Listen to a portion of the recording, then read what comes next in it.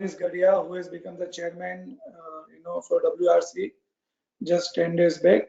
So congratulations to the Manish and the entire team of Western India Regional Council, and wishing you all the successes in coming years. We have Murtuja, we have Anandji, we have Hitesh Bhai, we have Kinjal, Mahesh Bhai, everybody. Namaste to all of you. We have met personally many a time somewhere else. Okay, but today we are meeting on the screen. So that warmth and touch and the nice tea which we are all missing here today. Nonetheless, I'm sure that when we speak about, along with Joseph ji and Manish ji, the fun and the intricacies and the detailing which we want to do, we will not miss that part. So I'm very thankful, first of all, to Joseph ji for their words of wisdom, though he spoke little but very important point, and Manish ji for a fantastic homework. So when Manish was speaking, I realized that there is nothing left for me, so I will cover little bit practical aspects, okay, where auditors are making a mistakes, and we as a regulator and auditing can make as a one team for a nation building, and what they have said as a fourth pillar, let that pillar be a very strong, and see that the entire segment is regularized, and we impart those education to the market participant, that what is expected out of you and what is expected out of the auditors, which are our fraternity. So thank you, Manish. Thank you, Joseph ji, Thank you, sir. for setting up this and the entire very detailed presentation, such a great presentation that it is nothing but Bible for entire NBFC. Because once you understand the NBFC, you understand that whatever you say, it takes lots of pain to prepare the presentation. So what I will do, friends, I will just go on with my presentation first on what is role and responsibility and what is expected out of us from our institute, from the stakeholder, from the regulators, and then we can take the question answers. And I will also like to hear further more from Joseph ji and Manish ji. So when coming to a topic proper, we are been always been talking uh, about the statutory audit of NBFC, and there are maybe lakhs of company and about 9-10,000 NBFCs. What is the significance of this NBFC audit? And as an auditor, why we need to be wearing a different cap when we are doing the audit of NBFC and when we are doing audit of any other, non-regulated entities? What is the difference? I think that one will have to understand, before we really go to the approach of expectations. See, friends, there are three major things which has made paradigm shift in the significance of the NBFC. Point number one is the many NBFCs today has become a conglomerate or a connected or linkage with a capital market participants, uh, participant in the financial systems, or they have become, uh, important for the group functionings, maybe on asset side or liability side. So understand that NBFC has not remained today a pure lending or a investment arms. It is the purpose of NBFC may be a part and parcel of the entire financial systems, or something to help the group company to prosper and becoming the treasury house for a group companies, and become the capital market participant or a facilitator to increase the capital market penetrations. So this one we'll have to understand when we are really going for audit, that what is this NBFC for? It is a pure vanilla investment NBFC, or it is pure vanilla loan NBFC, or there is something beyond that. And as Manish rightly shown in the chart, maximum NBFC today, friends, are non-deposit taking, non-SI, which are below 500 crore, which the numbers I think is about 9642, okay, which is a large in number. So I would like to put more my focus on those NBFCs which are small and can create some problem, unintentionally or without knowledge. First thing, as I told you, is a conglomerate and the intent of the group. Second one, very important, is a functioning. What has happened? Good old days when we say NBFC, and today also many fields, what is there in NBFC? It is either investment arms in various products, or it is a loan or to the various segment of the society. Let me tell you, friends, I think that is a whole story. Today, there is investments or in a very innovative products, and we really don't know that innovative products are really innovative or they are aggressive products. So one will have to really work on that. That innovative financial products is one of the things where it is making the NBFC audit very significant. Secondly, increasing awareness of a financial system. Today, even the if you see the college student of or the new entrant in the job market of 25 years, he knows the financial system very well, and the DP account which has increased in last 1 year pandemic, which is almost 7 to 80 lakhs, which has never happened. In 8 months, 80 lakhs DP account. This shows that India is now moving towards the financial inclusion, financial literacy, and the awareness towards the entire segment or entire society to a financial system also has been increasing. Third, of course, the economy is developing very fast. Needless to say that, you are seeing the numbers every day. Fourth important things in the second part is the technology, role of technology which has come up. If you see, many large NBFC which was the talk of the towns, there were the problems in digital accounting. So one will have to really understand that today the accounting entries are passed digitally. So one will have to go in AI level on more stringent level on understanding how the technology will play a role on the accounting, because as a humanly it will be really impossible for anybody to really go through the entire spectrum of the accounts. In my presentation, I will tell you what are those tricks of the trade which auditor will have to pick up for really to understand and smell the problems. Next point is the fintech.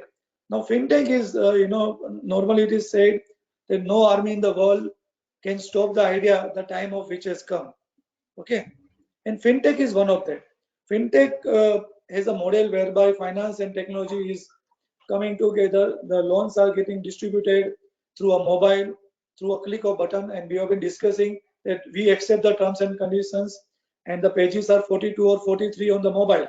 So fintech is something new platform, and we'll have to balance between what is happening today between what you say is regulatory aspects and the commercial aspects. I think that is the time will tell, but I'm sure the regulators are ahead of the business. So in a good old days, normally we used to say, because I am seeing this from almost 30 years, that regulations are normally being prepared later on, after maybe 4, 5, 6 in 2013-14, when the new regulations were being done by NBFCs, it has been seen that regulators and regulations are and the business are moving together in the same pace. It is not that business has formulated and regulations are coming later on.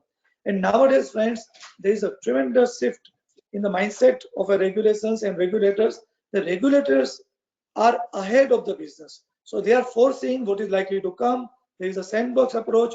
Something has been decided. See the recent paper of regulatory out, which is likely to which Manish took about calibrated approach of systemic risk, how to avoid the systemic risk, is something where regulations are now been forcing what is likely to come in the future.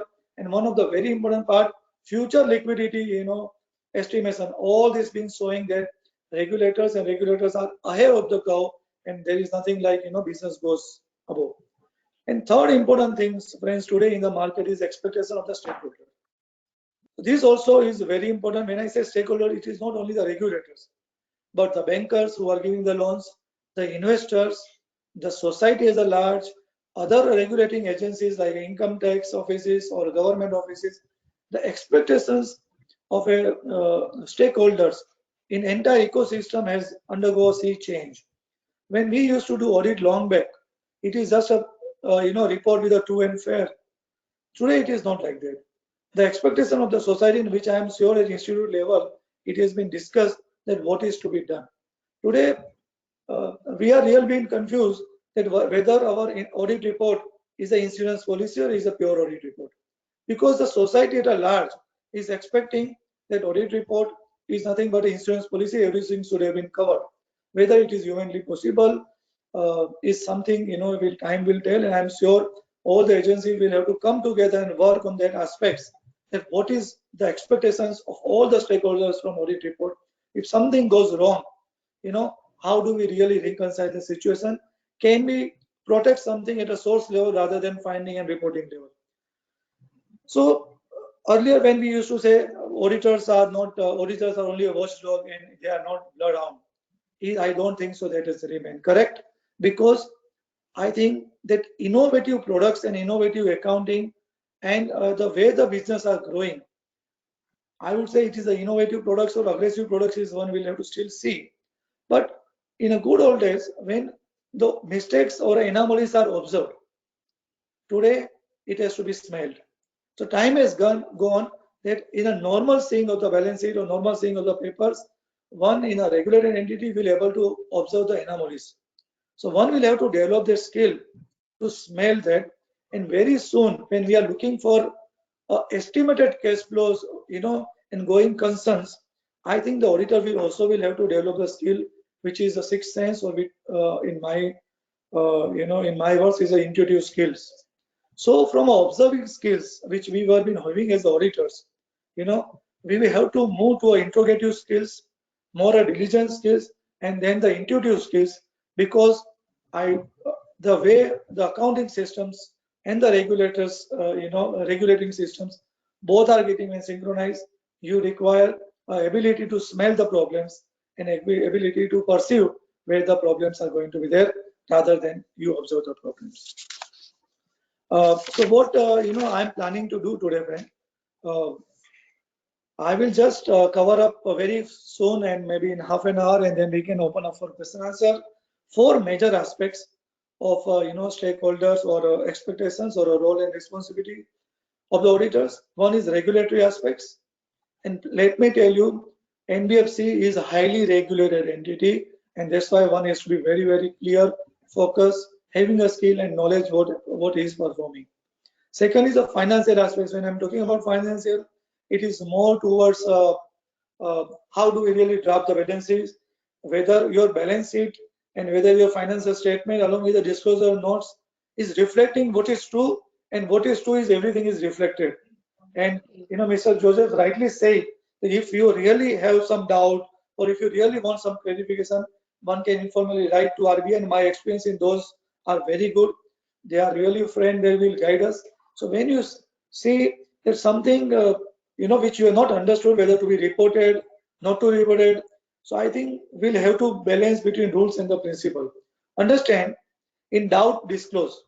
So whenever you have doubt that it is regulatory not required to be disclosed somewhere, whether to disclose. So don't have that doubt, going in their mind. Uh, Whether if there is a doubt, go to the regulator, ask them, or you disclose properly in the financial statement. So second is the financial aspects. Third is the practical aspects. Though we have plethora of regulation, we have plethora of accounting standard, we have experience. Where are we going wrong? Still, why we are not able to, complete the problem nip in the bud? Where we are not able to stop the problem from the source? And then, of course, with Manish, you took in a very detail is proposed regulatory framework. We can go to the next slide. Next. So let me tell you, friends, the entire uh, audit of NBFC is on these four pillars. So these are four corners in this entire audit of NBFC remains. And we see either a NBFC, we see either Companies Act, or we see mainly ICI. Let me just tell you that unless you have a little more than ordinary knowledge on all these four, and expert knowledge maybe on NBFC front, it's difficult for you to really take up the job, and one will have to do orientation on the same. First is RBI Act, Chapter 3B clearly states so many things. Companies Act, Income Tax Act, whenever we talk about deferred tax and all that. NHB Act, Factors Act for the factorings, NBFC, SARFAESI and PMLA, more from a KYC's point of view. So this is an act where regulators, so at least you should have a detailed knowledge on Companies Act and RBI Act, and maybe a working knowledge on other act. Second pillar, the auditor will have to know is Auditor Directions 2016, where Reserve Bank of India has given a very clear-cut mandate and duties and obligation which is casted on the auditors. I think that one will have to be very clear, and maximum issues come from there. There is auditor we have to supposed to report the exception and which we have not reported. KYC master directions, all that, of course, prudential norms one will have to read when we are going to the NBFC. RBI also comes out with regular notification and circular and specific instructions, draft papers. I think that also is required to be read. And the fourth and very important, friends, ICAI has come out with new code of conduct and code of ethics, which has come in just this July 2020. So one will have to understand what is their obligation under Institute of Chartered Accountants of India as a statutory auditor, under the code of ethics. And if you see, Section 143 of Companies Act also has said about lots of accounting standards uh, and auditing standards, Ind AS standard. I think it is very important that all of us, has a knowledge of all these things. Otherwise, it will be difficult for anybody to really work on the NBFC audit. So, friends, one thing very clearly: when you are sending your juniors to the audit, when you are sending your audit manager to audit, please, do a review whether they really have a knowledge on these four aspects or four pillars. It's not that they go for audit, complete the accounting part, complete the arithmetic part, complete the mathematical part, come out, but and everything has been remained like this. Next slide. So major regulators, one will have to understand RBI, Ministry of Corporate Affairs, NAFRA. Of course, I am sure many of you has gone that December 2020 reports of NAFRA, which is very important for some of the CIC audits and the findings of NAFRA. Of course, the outcome has still been awaited. So one will have to understand how detailing or what is expectations out of the auditors. Third is the SEBI, of course, for listed NBFCs and listed CICs, and last is a financial intelligence unit under a PMLA. Next slide.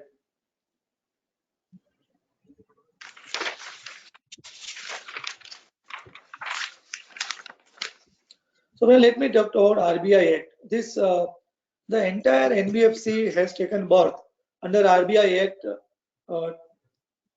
under Chapter 3B, and they had also defined 45IA, 45IC, and various other sections about the broader functioning of NBFC and giving power to regulator to come out with the circulars. But we'll have to go to the source, and there is one mention about 45MA about the auditors and duty casted on the auditors. Now this is very important that auditors are supposed to ask and inquire that whatever returns and has to be filed with RBI, whether they have been filed, they have done the company has done their duty, and if not that, the auditors by RBI under this new section 45MAA can be debarred by the regulators for 3 years. And that you have seen also that if the regulator can find out that auditor has not performed their duty and therefore they have failed in their duty to bring out a correct audit report, there is a power of auditor RBI also to bar the auditor for 3 years. I think barring is not important, but the image also, friend, is important. And next also is the recent RBI amendment was 2 years back. Now also been giving powers to RBI also to make inquiry about the group company of NBFC, which may not be NBFC as well. So that also, and if you are auditor, you are also should be aware that you have seen those papers also. Let's next go to the standards on auditing. So before we go to standards on auditing, as I told you that one of the important part of the NBFC audit is the audit under Companies Act. Ultimately, it is a audit under Companies Act, and then we talk about auditor direction and what are the expectations. So Section 143 of Companies Act has said that auditor will have to do the audit of the accounts and report whether the financial statement are in line with books of accounts and in the returns. Many of the auditors are not seeing the returns. So one will have to be very clear that returns which are filed by NBFCs, various returns which is prescribed, and now the XBRL also is been coming, various returns which are filed by the company to a regulators. That also has to be seen when we are seeing the books of account. Then you understand what is reported to the regulators is being correctly reported. There is also a very important amendment in the CARO 2016, or CARO 2016, which is a part of 143.2, which is a statement on auditor reports, which is said that if the company was required to be registered under 45IA, and if yes, whether company is registered or not. Now, this is where that principal business criteria comes in. This is where the deemed NBFC comes in. That many companies who have been fulfilling that 50-50% criteria, sometime auditor has given exception report, but they are not qualified. Many times auditors has qualified, understanding that okay, I have done my duty, I have qualified in a audit report, and my duty is over. I think that was not the case. You should have gone and report to Reserve Bank of India also. And sometimes it has been seen that auditor has not been able to even qualify that report, neither they are reporting. I think these are the issues one will have to take care that now even the ROC, even the Companies Act also is putting a sort of requirement on the auditor that whether company was supposed to go and register, with the Reserve Bank of India. And friends, somewhere in the slide it will come. We are about more than 10 lakhs company, and we are only 9,000 registered NBFC. But this clause is talking about the company which supposed to be registered NBFC but not registered. And I know that 4-5 years back, when we have been speaking with RBI jointly, RBI had done a great exercise of coming out with that deemed NBFC or the companies which can otherwise fulfill the 50-50% criteria, but their names are not found, okay, on an NBFC. So that exercise was done. So this is what is expected out of the auditor, that if company is supposed to, go and register, let them register. Let me just share, friends, my view on this.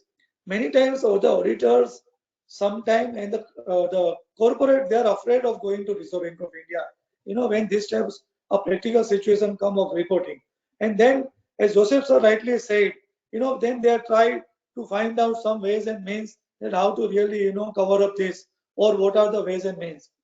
I have seen in my experience that when you approach Reserve Bank of India for that with the exception report is not your COVID report, okay, that you will be quarantined for 15 days. I don't think so.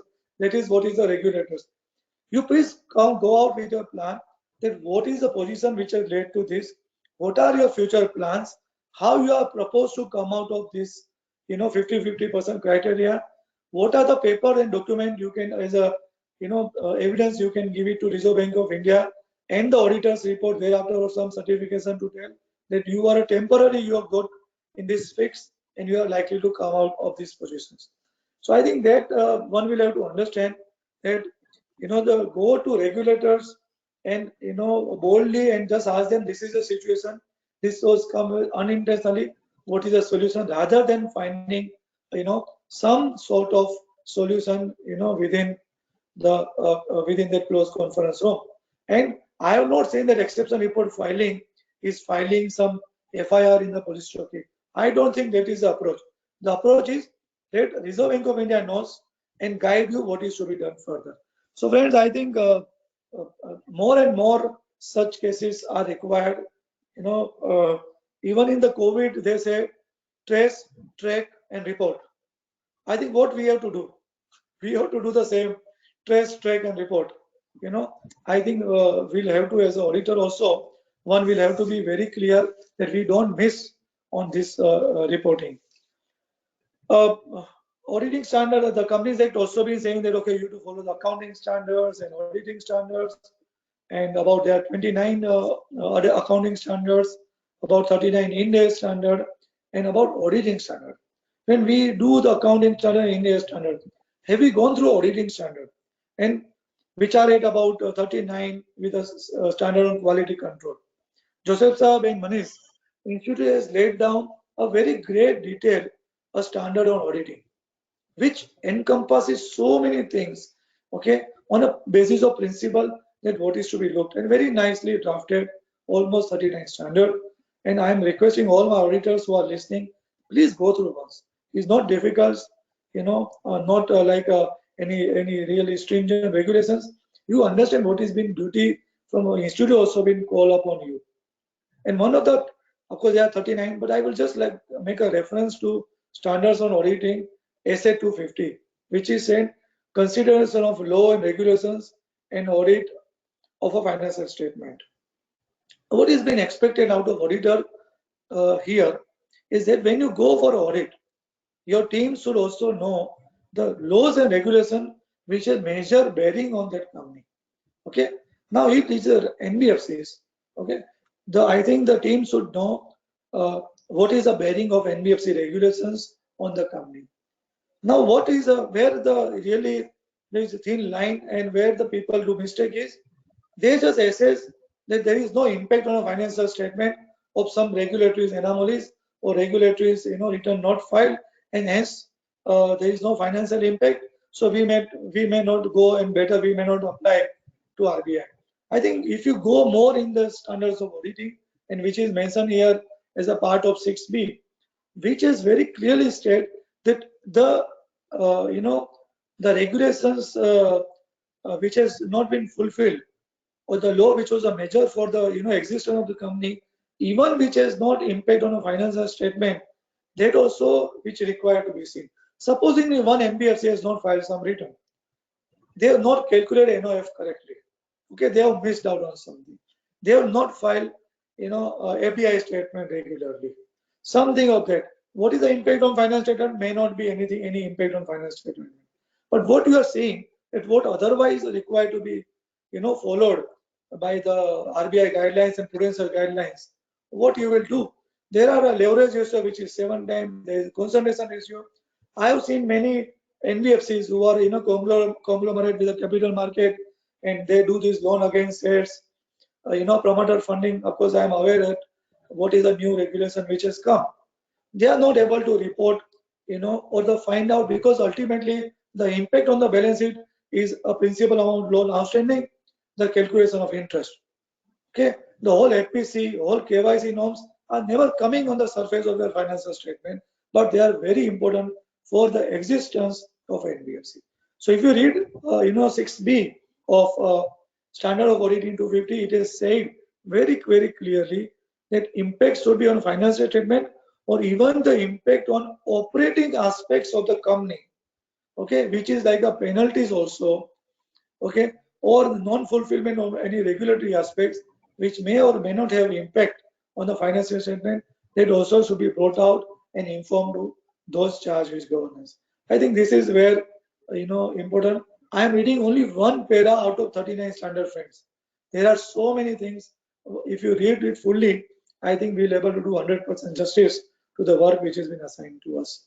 Then there is the next auditing standards, which is also about those charged with governance. There, of course, is more communicating channels with the management.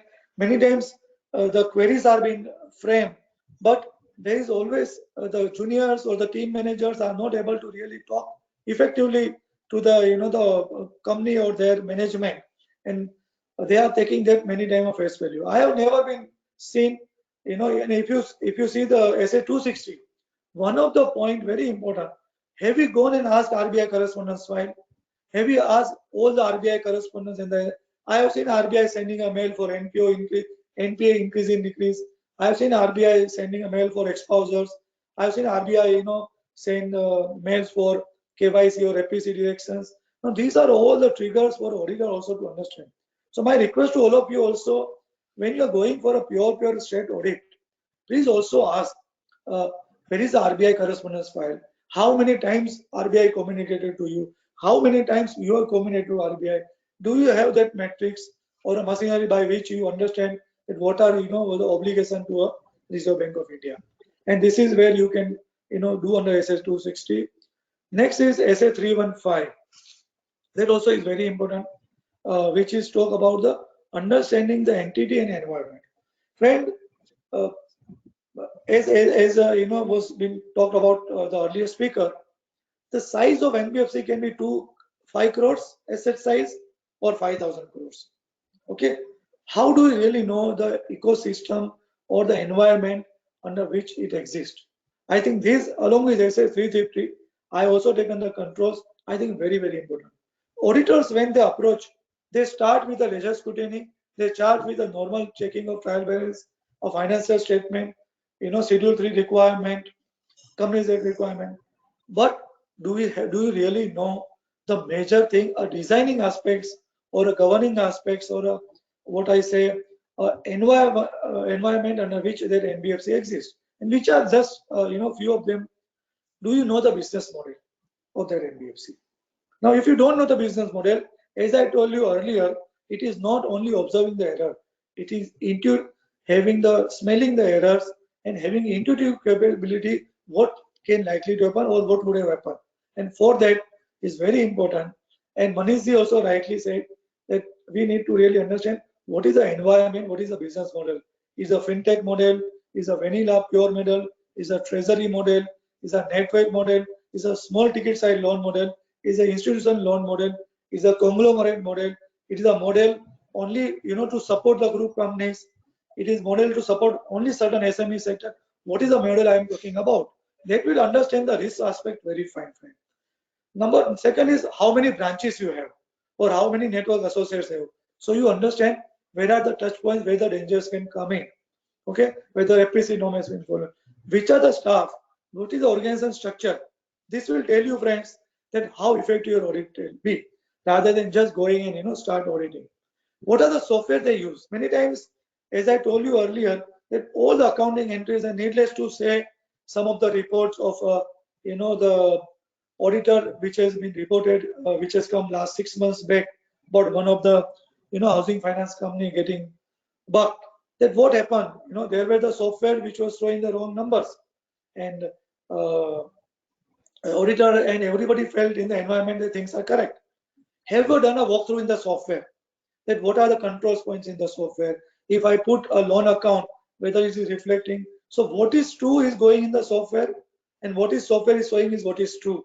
I think that is very important. What are the products they are dealing in? That also is very important. As I told you, they are innovative products. Who are the customer type?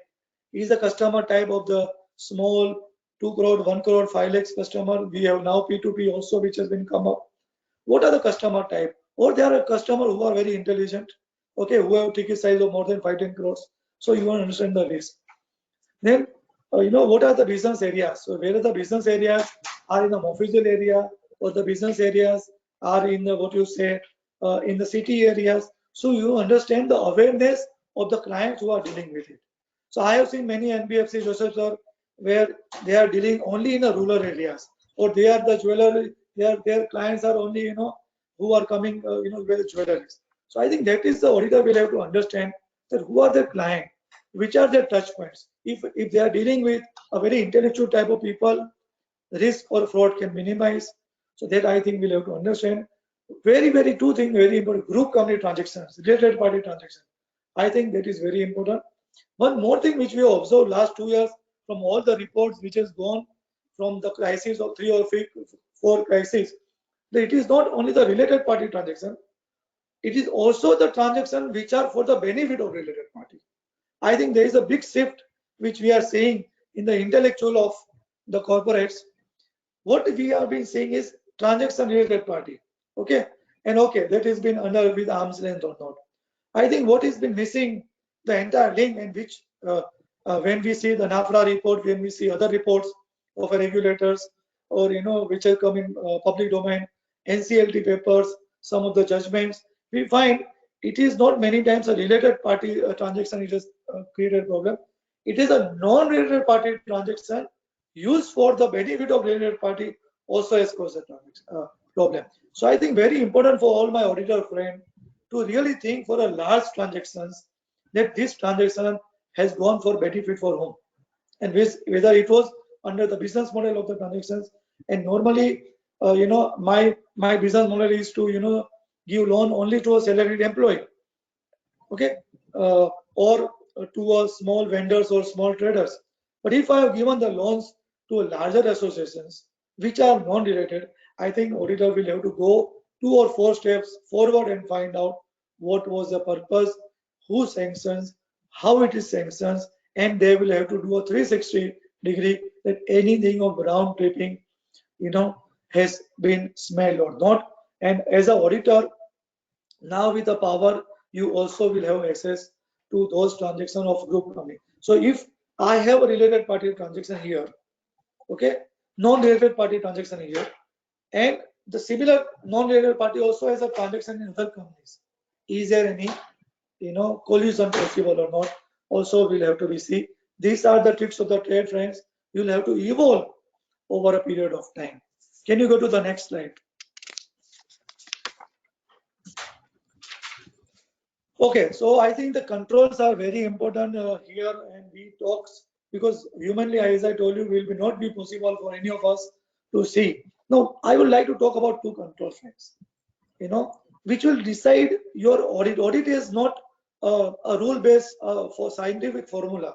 Now it has become a function of art. You will have to really evolve.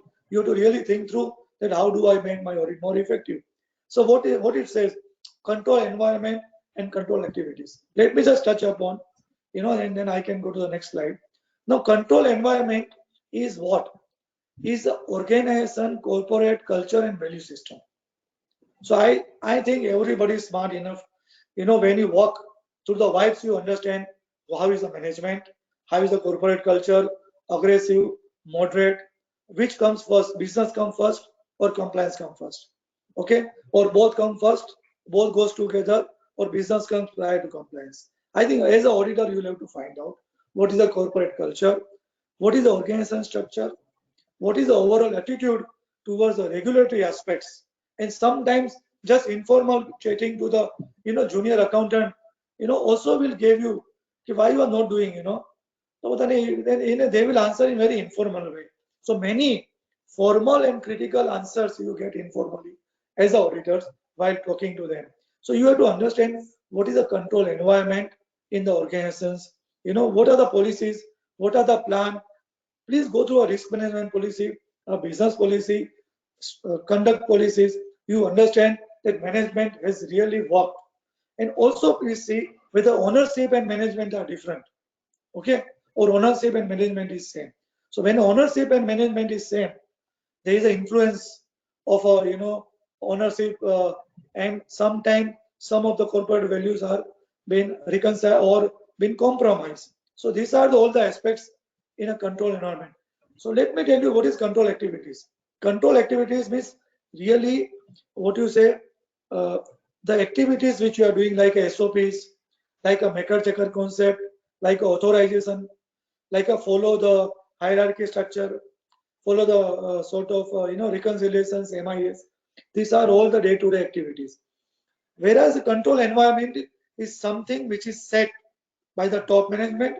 Control activity is something which is done by the juniors. Both has to be same. So please find out that suppose in KYC department, control environment is a design. So if I give an example, if my air conditioner is well designed, it will be very easy to use. Okay, and my user manual is nothing but my control activities. Both has to be same. And if you find that control environment is not strong, so the environment in the company is not very strong, corporate, then please enhance your testing on a control activities. So one will have to understand how do you, suppose in the KYC department, loan sanction department, NPA department, accounting department, you'll have to understand that is there any sort of terms of reference or is there any interference or any of the management on a provisioning or a restructuring or evergreening, or it becomes auto. Many times I have seen there are software for throwing the provisioning numbers. So who have the control of changing those numbers in the software? Who has that master data? These are exception report generated. How they have been tackled? All these points, friends will tell you that whether NPA provision has been correctly, been done.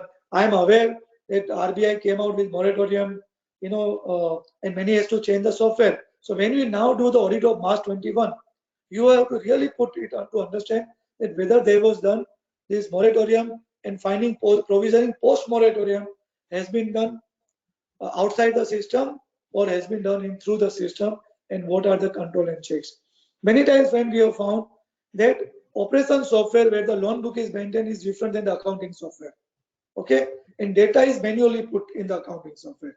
I think that also you have to be very clear that is there is a bridge exists between both of them to report the correct data. So we as auditor, we rely on the financial statement. And when I talk about financial statement, it is such the number has come from somewhere else. My loan book, my investment book, my treasury book. And if there is no proper control synchronization, I think there is a worry and you need to check further. Next point. So these are very important. I'm not just covering, you may, this is also been picked up from our guidance note. So you may just read our guidance note, which talks about various control, what are strategic control, what are monitoring control, what are recording control, what are collection controls. Is there a teaming and leading happening or not? Can we go to the next slide? You'll have to give me a moment. I'll have a glass of water.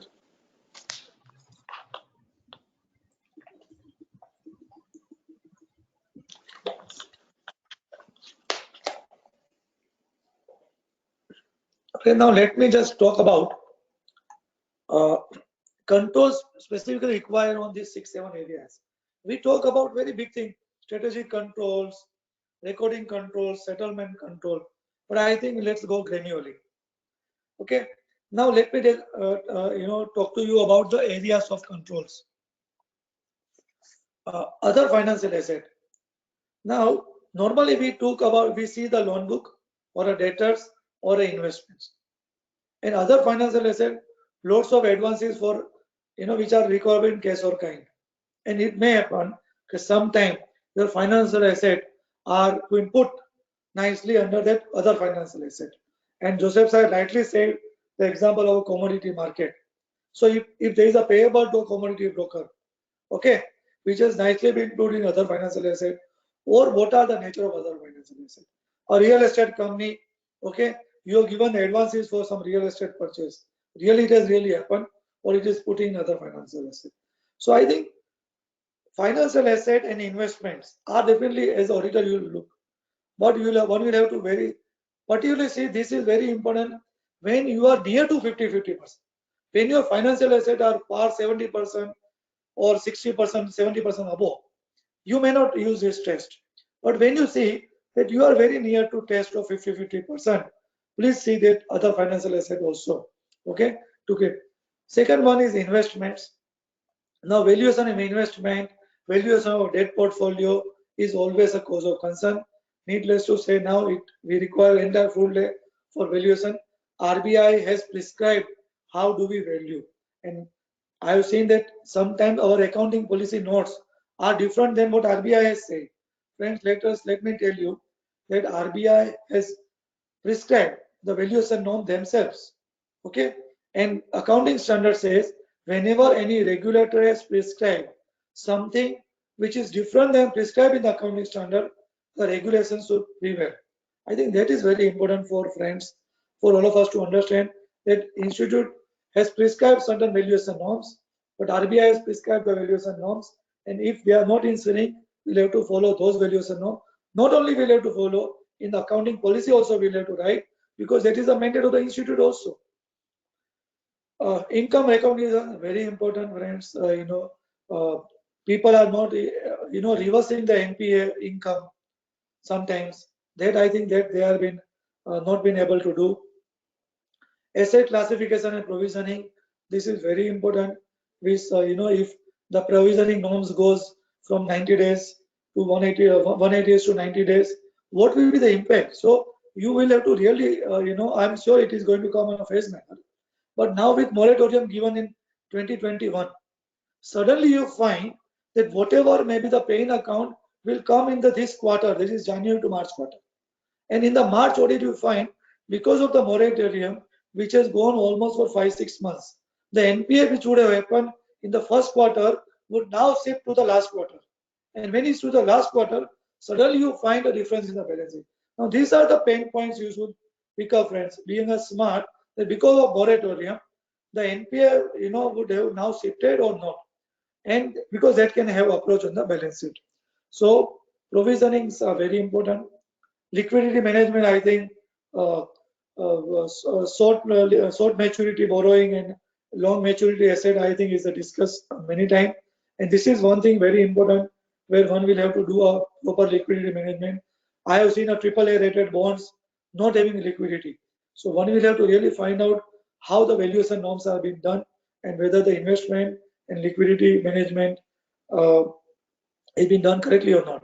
And I have seen many good NBFCs They also prepare a bucket-wise future chart of probable liquidity. I think there also you should ask when you find that there are lots of papers and lots of loan, okay, and there are short-term loans giving.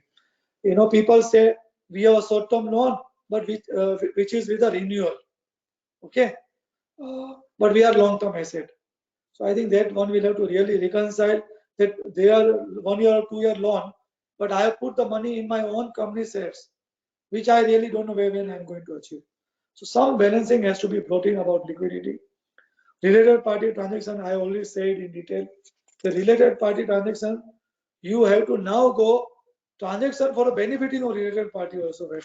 Related party transaction, we are all masters, understanding about the arms length transaction, about the objectives, and please also see who are related parties and whether they are knocked off from net on fund or not. This is also required to be seen. Can we go to next slide? Okay, Manish definitely said lots about this, so I need not tell you, friends. But this is very important, and I would like to say because as we are practicing in this area from almost now 12, 15 years, we have understood that there is a reluctance sometimes or a sort of fear when many chartered accountants come for an opinion or a consulting. Okay, what will happen if I go and report? Here, understand, friends. Uh, uh, can you go to HAM?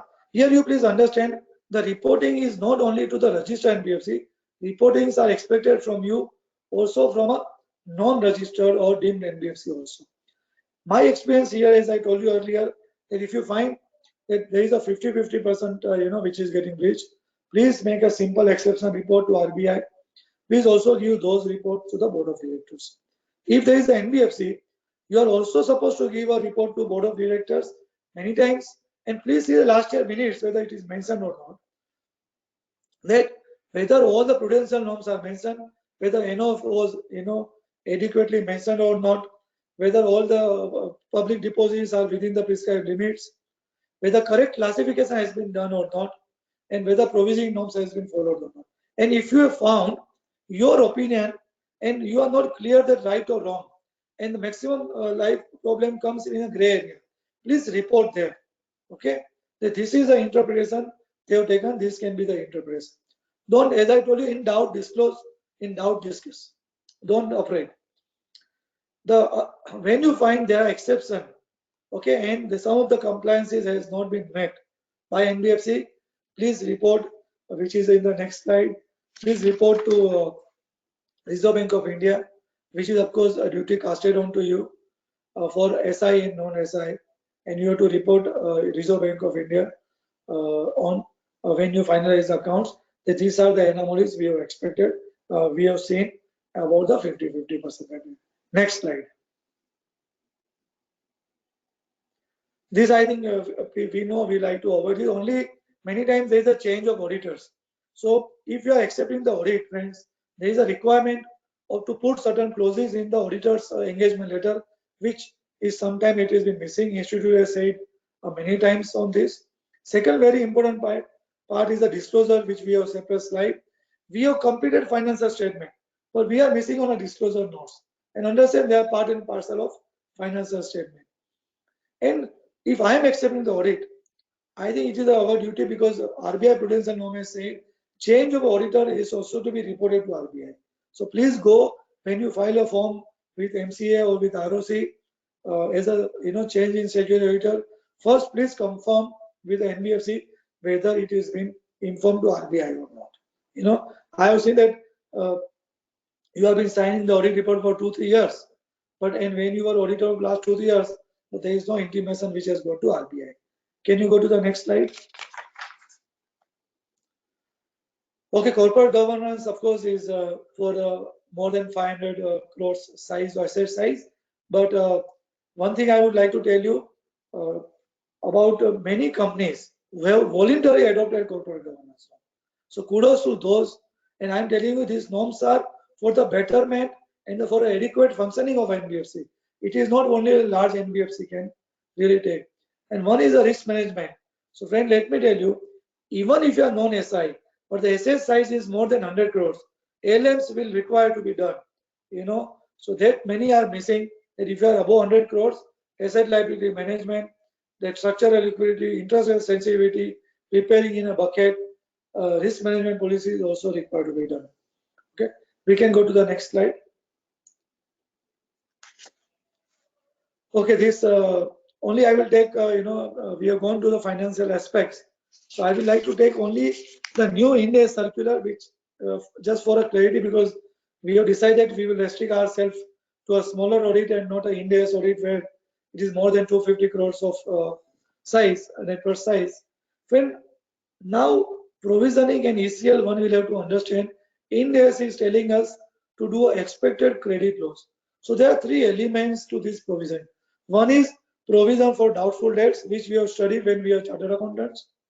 Secondly, expected credit loss provision, which Ind AS is asking us to do, which is different than provision for doubtful debts.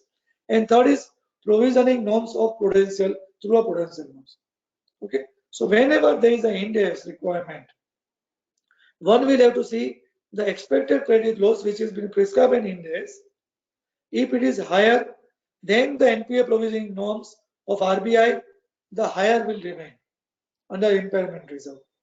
And supposing the expected credit loss or the provisioning with accounting in Ind AS is telling you to do is a lesser or lower than the NPA provision by prudential norm, then the impairment, then the higher will prevail.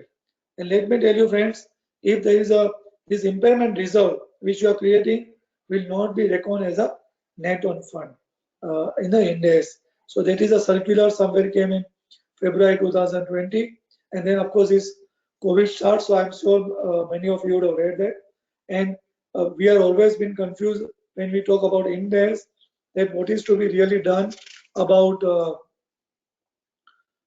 fair value.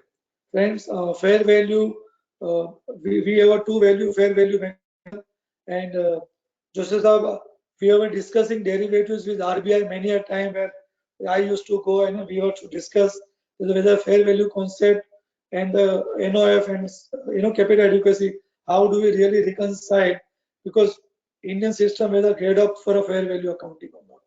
Nonetheless, now when it is there, RBI circular, though very clear that whenever there is a fair value mechanism, please avoid a fair value part.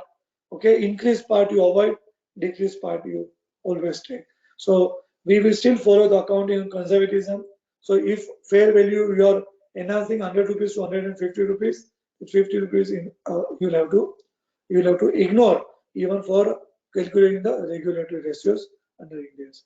Can you go to the next slide? Friends, these are the disclosure requirement, and many times even when we talk to the regulators and when I sit in some of the committee meetings with regulators, we find the balance sheet is nicely prepared, but they are missing on disclosures. There are lots of disclosures which is not part of prudential norms. They are coming out to something like some circular, like RBI liquidity norms which has come. Now there is a part of circular, CIC sub due direction has come. Lots of things apart from para 19, okay, has to be disclosed over a circular. So please understand that disclosures are so important part of financial statement. Okay, like penalty levies, which we have not seen many times in a financial statement. Restructure asset, not been seen many times. Credit rating, not been seen many times. Okay, so lots of disclosures are there, which are RBI has time and again in their various circulars and notification they have asked, which one will have to see. And without that, the audit will not be complete. And now, Joseph sir, even the institute has put a separate section for a student of institute, this article student, audit of NBFC is a part of that course curriculum only. So that the importance which has been given. So that audit of NBFC is part of the Board of Studies curriculum part. Okay, and friends, many of you please read those also. That what exactly that which has been said in a very easy language. Next part. Valuation, I already discussed that RBI prudential norm is its own valuation. So please check when you're saying that valuations are, as per this, specifically in unquoted shares and everything. And many maximum times when the NBFC invested in some of the diminishing companies or some of the vanishing companies, RBI has very clearly said if you are not able to get the balance sheet, you please value that share at ₹1. I think that is very important. We continue to value that share as the book value, which is not required. So please, see that valuation part also. When you are saying valuation investment, you also see the concentration norms, which is applicable, 15% or 25% on the investment whenever there are investment in the one group company. Can we go to the next slide? We'll take another 2-3 minutes. I think this is for the purpose of SI and D. Friend, this is a classification SMA 0, 1, 2, and this is where one will have to understand that RBI expect 3 things very important apart from the side regulations. One is income recognition, one is asset classification, and third is provisioning. I think these are very important part. Time and again in the various circular it is said there are some operational like loan against sales, loan against gold jewelry, something for microfinance companies, something for factoring companies. There are some other risk-based circular, risk-based prudential norm which has come, concentration norms which one will have to follow. But income recognition, asset provisioning, and classification are some very important from the Reserve Bank of India. Next slide. I think this also we like to skip. Only the processing loan one will have to understand, which was prior to India's. If I have now, what happens? The loan processing loan charges are sometime, which is if you calculate the effective yield of the interest, even you have interest rate policies which otherwise you are required to prepay, goes higher. So one will have to understand whether processing charge is really a processing charge or it is in nothing but in the guise of the interest or the yield. And my effective yield interest. So normally when we ask the client about the processing charge and the interest, we see the total yield combining both to understand that in any way, to have the interest of 16 to 18%, my processing charge is not overriding, the fair practice code and the rate of interest which otherwise I am supposed to charge or I should be charging to the market participants. Next point. When this I think discuss in detail, deemed NBFC. Now this is very important that whenever as an auditor we come across that there is a 50-50% criteria, and I request you that please apply as a plan of your audit program across all the audits. Okay, whether is audit of a commodity company, a manufacturing company, any service company, professional firms company, consulting company, whether this applies or not. Okay, and please go into that whether 50-50% criteria applies or not. Though financial asset and financial incomes are not defined neither by regulators, but I think we'll have to go through our chartered accountant acumen. So don't say whether derivatives is a financial income or it is not income, because many times in earlier days when we have been discussing, many had a view that derivatives cannot be a financial income, but RBI Act has said any other marketable securities, and derivatives being a marketable security, it will come up.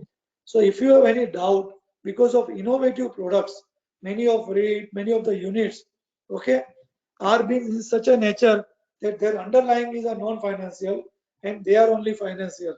And please don't jump into any conclusion when there is a very complex products.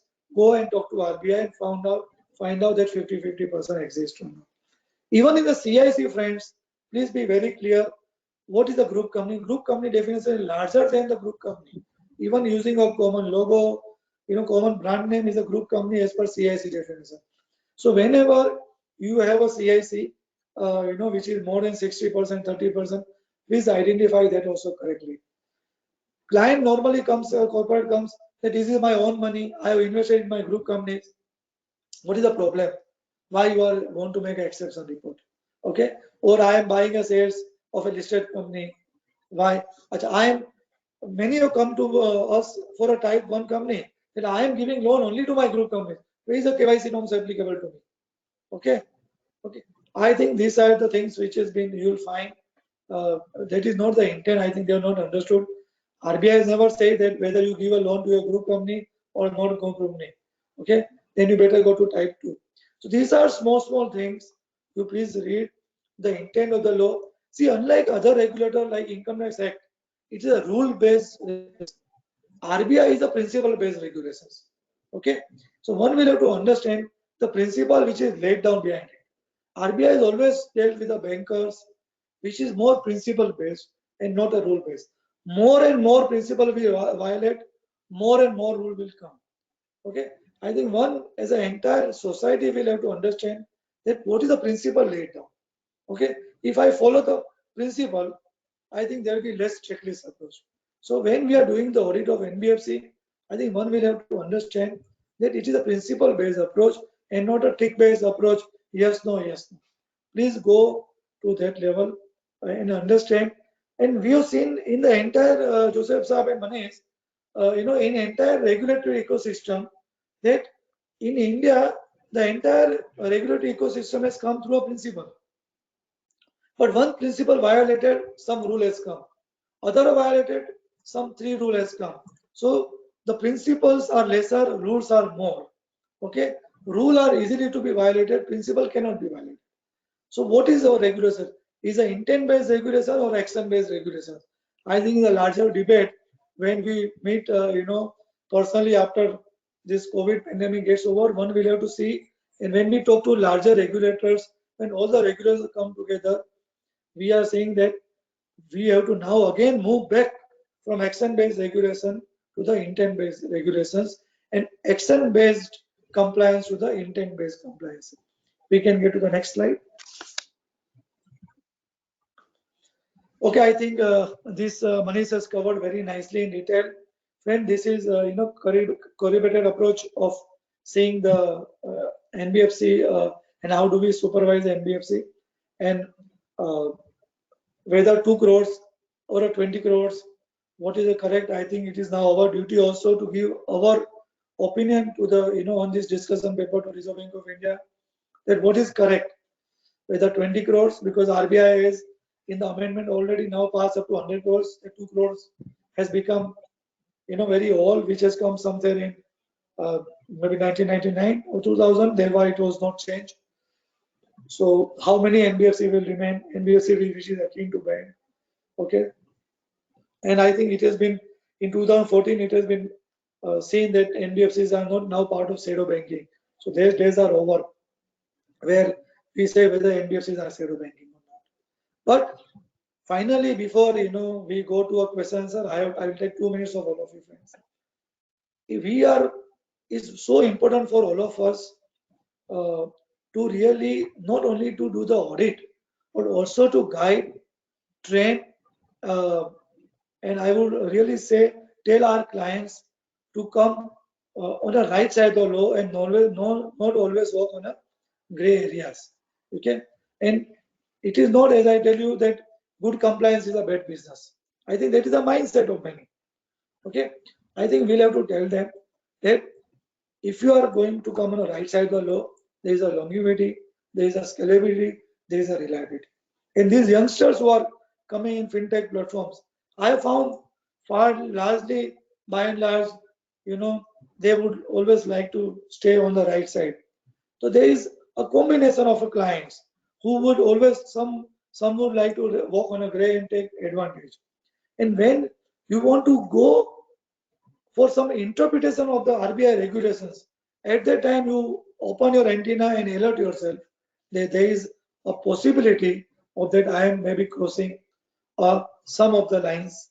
Okay, so it is our duty, friends, uh, that not only we train ourselves, but we only guide uh, our clients, the corporate clients, their accountant, their management team, that what is expected out of you. And we are like a gatekeepers. If something goes out of us, it's very difficult, is really going to be caught up unless there is some inquiry or some, some observation directly which has been coming. So we are been sitting in that very, very important sweet spot. If we miss something, a small hole can be can be going forward a larger problem. And this we have seen in last 2-3 years where large NBFCs also has gone wrong. So when innovative products are packed, or aggressive products are packed in innovative, please understand group company conglomerate. And some I think Manish ji has rightly said, please read last 5-6 year balance sheet, whether the growth was natural or unnatural, where is the growth has come in. Please study the cash flow statement very clearly. Numbers, provisioning numbers can be there. Please study from where the cash has been generated, how many accounts it has been generated. So we'll have to really enhance our skill, which I'm sure we have, but we have to now ignite. It is not that we don't have the skill, but we are not ignited, from within. So my recommendation to all of you, on this Saturday, that this is now a call of a time on all of us to ignite, to revisit our own skill and ignite that our skill, that we need to have, go to an intent base. So what is the expectation of the regulators or the stakeholders? Now from the auditors, if I have to put very clearly and sum up, is a knowledge of the industry, skill how to get the audit, documentation what you did was right or not, and the intent. I think word intent is something very, very important, that will, right intent will drive all these three things. All this, when I say knowledge, skill, and documentation, is something which is outside the system. Okay, intent which is within you. I think this amalgamate of all these three, all these four, will make the audit effective. And as all of us, maybe with the regulator, we can build a fantastic and very respectable nations. Thank you so much, friend. Thank you, Manish ji. Thank you, Joseph ji. And thank you all for this patient listening. I just go a little speedy. I thought let us take the questions, and when we have two stalwarts present here, I'm also eager to listen the response from there for any questions. Thank you so much from my side. Thank you.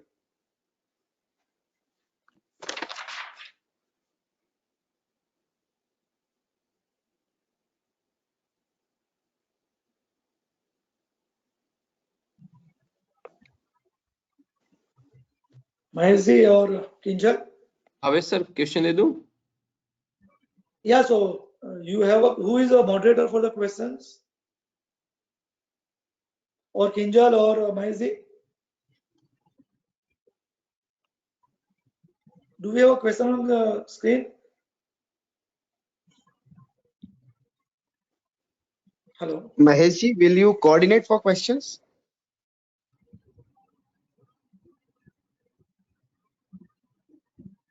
सामने question show हो रहा है sir. First of all, tell how many questions are there. Otherwise, we'll have to skip our lunch. Can you? How many questions have come from the participants? Sir 8 question है, 7 question है. 7. Okay.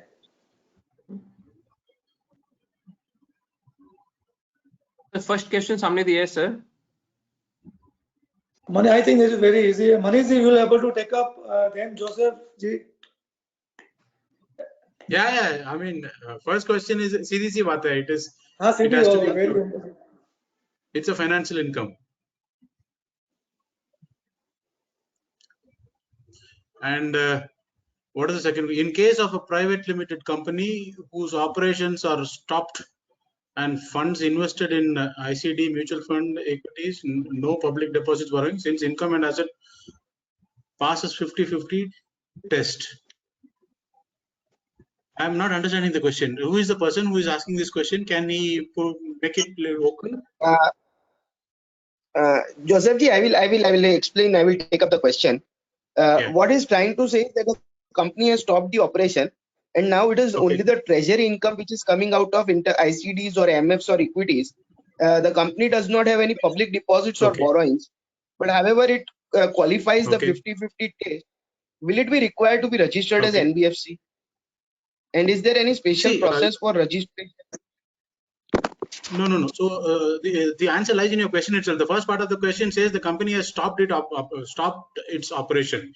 So you'll have to go by the sum or the substance. The company is already in the process of winding up its business. So in the transition process, even if it is meeting the 50-50, temporarily that can be, as Mr.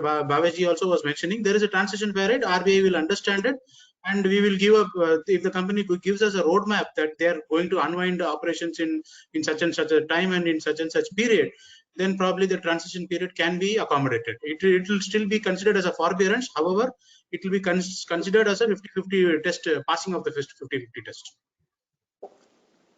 And in many of the cases, what happens is that the main operations are stopped, but the company, I mean, the promoters don't intend to wind up the company, and therefore the treasury function continues. So what would be, what are the promoters or the management supposed to do in that scenario where they are qualifying the 50-50 test? See, there are two angles always. See, one is regulatory concern, and one is promoter's intention. See, the question goes back to the day one of the birth of the company. The company, when it is born also, the situation is the same. The company has not started its business. However, it plans to grow. We are talking about a situation when the company is dormant now. Matlab, it has stopped operations. It is all the more worrisome for the regulator. Why will I allow a company to function when it has stopped all its operation? Because he is, I mean, within this forum, I can use such words, which means the company is speculating on something else for the future, right? We should all the more be more worried to allow a company to exist in such a format. We should not allow. See, there are many intentions to keep a company open. They can future, once they go out of the radar of the RBI, then probably they will use it for KYC, AML, PMLA activities. We don't want all those things. If they don't want to conduct the business, let them, might as well close it and go away. We don't want, we were finding, I mean, I was really shocked when Bhavesh ji mentioned that there are 10 lakh companies which are existing, and they are not knowing whether in what category they fit into. I am telling you, to be very open in this forum, even 9,500 entities, we are finding it as a headache to manage them. We are trying to bring them down below 5,000, 4,000, whatever could be the possible numbers. So to be very blunt on your question, we don't want companies to be in some ideal state. Either they function or they wind up and close the shop. Correct. So a simple answer to this is either they would have to go for registration. I have conveyed you the answer also, and I have conveyed you the regulatory thinking also. Correct. Yeah. Right. Bhavesh bhai, would you like to say something on this? No, I will definitely like to say, and I will, voice the same feeling of Mr. Joseph, because, when we talk to RBI for many years, see what happens, it is your intention or you have come in this situation. Now, when you have really wound up or it got wound up your business, and what is next? So I have seen RBI been giving 1 or 2 year window period many times. If you have some structured plans and if you are having some joint venture agreement or you have something is to come up. But if you want to just continue thinking that something else will come in the future and then I will do the business and that's why I don't want to do, I think that is what Joseph ji rightly said, cannot be expected because there is a risk to the entire system. So go to RBI, explain the situation, or very slowly find out, how do we really liquidate the financial assets. Correct.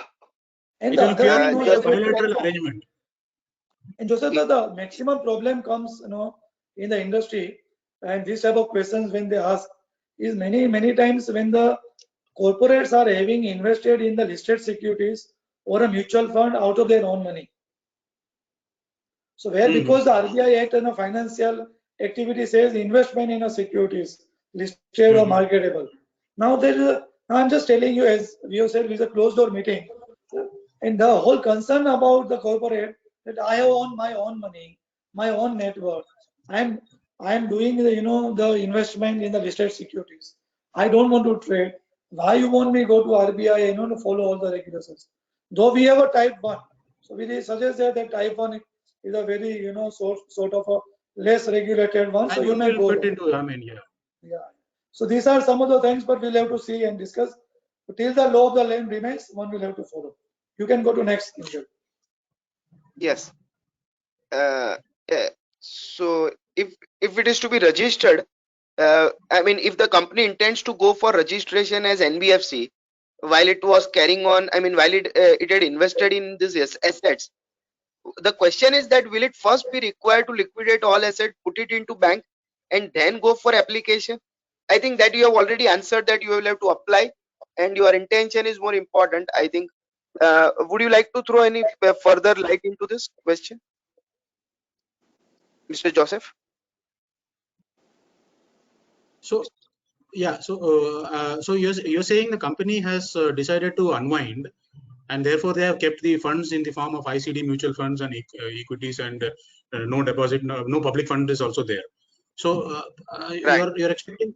So it is already a registered entity, right? Or you're talking about a normal entity which doesn't have No, any let license? me, let me, Little let me again confused. explain it. See, as Bhavesh Bhai said, there are entities who were into some business.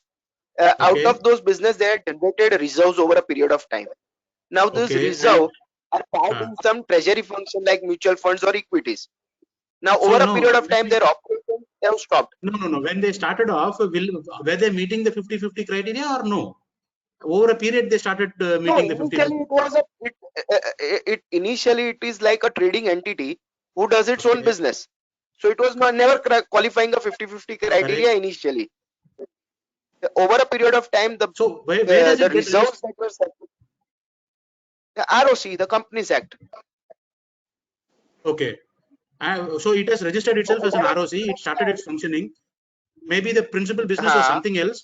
Over a period of time, it had correct. slowly coming to meet the PBC criteria. You are asking whether when it starts applying for a registration with RBI, whether it has to liquidate everything, keep it in a bank, and no. I don't think so. That is the intention also.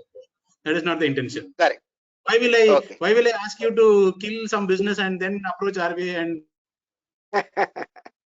take a Okay. COR? If your intention is to transition from an earlier core business into an NBFI activity, then obviously we will only allow you some time to see the 50-50 criteria itself gives you a hint that it's not that entire 100% of your assets should be in the NBFI activity. So while you are doing say 60% of your business in NBFI activity, your 30-40% of the business can be coming from your history, but some other business. But your intention should always demonstrate to the regulator that I am having a milestone, I am having a roadmap. Maybe in the next 2 years, 18 months, 24 months, I will unwind the other business and I will purely become. If you refer to the 2014 Thorat committee report also, she had already recommended. In fact, we are considering the revision into the PBC criteria itself. We are looking at whether it should be 100%, 100%, or 75%, 75%. A lot of debate is going on. It's a debatable subject, but that is how it is. I mean, we will not. We can't be so blunt, to ask somebody to, abruptly stop a business and liquidate everything, go and keep in the bank, and then come to. And you also know the licensing process is almost. Sometimes it may even take 18 months. So if somebody was already into a business, you expect him to close everything, keep all the fund in a bank, and wait for 18 months. I think that is not a practical scenario. I don't know how much of your question I could answer, but I think I'm No, I communicating to you think the regulators. you answered it 100%. The next question is there any threshold or exemption for small companies or private limited? I think that Yeah, 50-50 itself is the threshold. that is the Bhavesh bhai, threshold. That is the threshold. Yeah, correct. the Bhavesh bhai, only anything one else you question, want? no, Kinjal and Manish and Joseph ji, which normally comes for many years. There is a sort of, I don't know, not, I would not say myth, but people say that below 2 crores it is allowed because 2 crores is net worth. So people continue small private limited company with 1 crore, 1.5 crores in a listed company, and they are of the opinion that below 5 crores, below 2 crores, because the net worth criteria is a 2 crores. So below 2 crores, even if I'm holding a financial asset and even if I am having this 50-50%, that is not been, I don't have to go.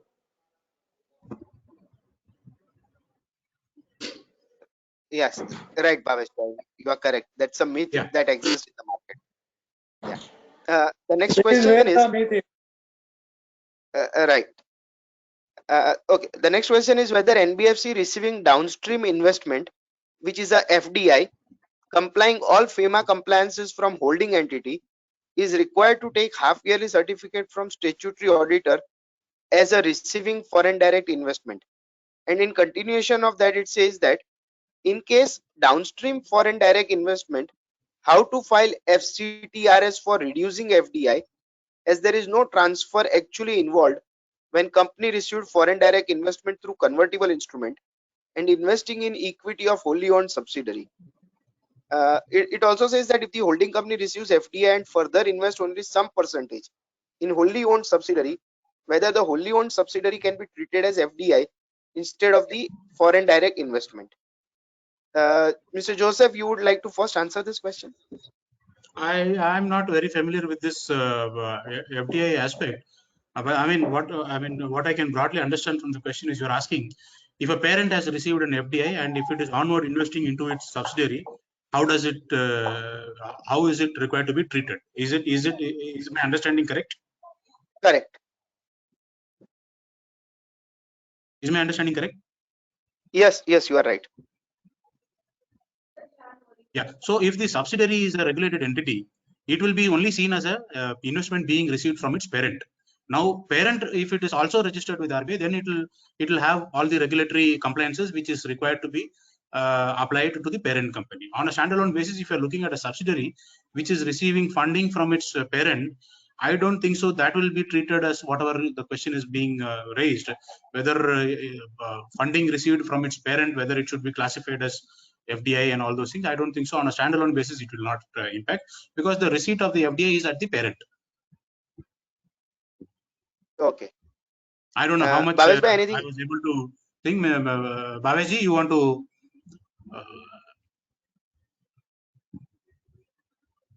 Am I audible? Can you? Bhavesh? Yes, you are audible. Please go ahead. Yeah, but I think the important part here is one will have to see because normally RBI also has the source of investment for the shareholder.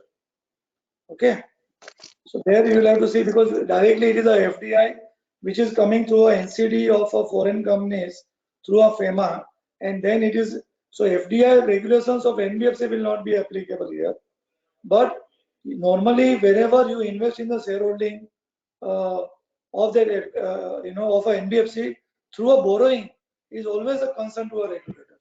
So it comes on the source of fund which is received for a shareholding. Otherwise, it is not applicable. Okay. But I we am move not a good planning, so is because what Manish rightly said, you have short-term asset and a short-term liability and long-term asset.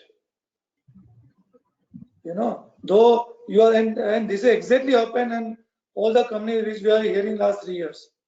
You have borrowed, you have invested, you have borrowed, you have invested, and then it went in a web of complex companies to a group company down, and the ultimate source of the borrowed source. So when you collapse everything, okay, in one company, so you are borrowing on one side and you are investment on the other side. correct. And that what exactly RBI rightly did on a CIC also minusing that 10% now restricted, investment in a group company which is more than 10% of NOF is a precise problem of this. This which is a solution to a problem this because if I do not have minus, I would have borrowed and I have invested in downstream companies. And that is now plugged. So this question is prior to that CIC direction. Now it will not come. Nobody will do this. Okay. Okay. We move on to next question. I think that's a repetition of the second question where the company has closed its operations and whether it would be required to. I mean, where if it meets PBC criteria, whether registration I is have read required. the question. Even if the company has not closed its operation, there is a classic example. Within this closed forum, I can use the name also. If you look at Piramal Enterprise Limited, I mean the parent of the group, the parent of the entire group. It also deals in pharma. It deals in medical research, and it also deals in some kind of a lending. Okay. So in your example, you are telling me that it closes down pharma and other things, and it purely becomes a lending. Then whether it should apply, of course, the answer is yes. But if I want to add another point, even if it is continuing in the same setup, it does pharma also, it does medical research also, and it does lending activities also. In that case also, if the lending activity is contributing to above 50%, it has to come and register with RBI. In fact, it was happening there, and we called them, we engaged with them in a lot of discussions, and they slowly, gradually reduced the financial assets from the PEL's book. So, I mean, the answer is yes. Correct. Okay. Even when there is a company, manufacturing company, and when we find such cases, we call them, we engage with them, and we persuade them to either apply or go out of the radar of RBI. Okay. Right. Okay. The next question, I think Mr. Joseph will only have to answer whether RBI has planned to appoint statutory audit of NBFC directly similar to C&AG appointment for PSU, and whether RBI has planned to appoint. I mean, it's the same question which is being repeated. Yeah, it's a controversial question. We have been contemplating internally also, but we have. I mean, the fact that we have started contemplating itself is something positive. We will probably come out with some guidelines very quickly on this. But yes, there is a concern today. The NBFC themselves appointing the statutory auditor, and therefore the statutory auditor is not being able to bring out certain aspects in the report. I mean, don't take me otherwise, because this is a larger forum of with CAs and statutory auditors sitting here. I am making such a statement, but many occasions we come across instances when we start an inspection, I at least normally my team, we extensively discuss with the statutory auditor, and when we complete the inspection, we again have an exit meeting along with the statutory auditor. So we come across a lot of transgressions subsequently also. So when we question the auditors, we find that the auditor is not or he is helpless, while trying to report some transgressions. So therefore, RBI is aware of this, and RBI is thinking that relationship, the promoter or the management itself is appointing the statutory auditor and expecting the same statutory auditor to write against the company. We are trying to rule out that. So therefore, when we can appoint, then probably the role of the auditor can be much without any frictions. He can perform his duty to the fullest capacity. So I know it's a controversial subject, but then I thought I will give my opinion. Yeah. Yes, Bhavesh bhai, your views on this? No, I understood. So I was thinking, good, it has never come to me. Okay, and it has gone to Mr. Joseph. See, my reading of entire, this is again a closed door meeting, and I'm talking to more as a Bhavesh Vora rather than CA Bhavesh Vora. Please understand the credit rating problems. Okay, credit raters are appointed by whom? For giving credit rating to whom? Okay, so it is a more, one will have to see that and whatever problem last and see the reports of NAFRA or see any other reports, the problem has come from where? Okay, problem has not come from I would say the deficiency of skill. I would say it is from a deficiency of intention. Okay, and by putting a more skillful auditor, idea is to put the auditors or the persons whose, so we, as I was been telling you, that now we have to move to an intent-based regulations and intent-based audit rather than rule-based audit. I know we can see that there are many companies where if you go a rule-based audit, you will give 100 out of 100. If you go principal audit, you will have to really struggle. So even RBI going forward appoint, CAG, which bank also had done in RBI banks. Okay, again they have been thinking, okay, we don't want to do banking audit empowerment, and now let them do. Idea is, I think, the enhancement of the confidence of all of us in the entire system. That okay, you appoint, I appoint. Auditors are doing their duty to their best. What I told you, 4 things. If this we infuse in the auditor, and RBI just tells, okay, these have been there. I just gave, which is your knowledge. Prove that you have a good knowledge, your skills, your documentation, and your intent. 4th, I know difficult, but ultimately what happens? The fees are still going to come from a corporate. Okay, appointment is coming here. So is that the companies are going to deposit the fees with the exchequer, and exchequer are going to get the fees, which is a difficult ecosystem. So I think one will have to really, as Joseph have rightly said, one will have to debate on this, that who appoints. But rather than how do we really bring the system to the next level should be the efforts. Because Correct. by I think changing the that's COP, right. Kinjal, by changing the COP, we cannot, stop the crimes. Correct. Okay. Right.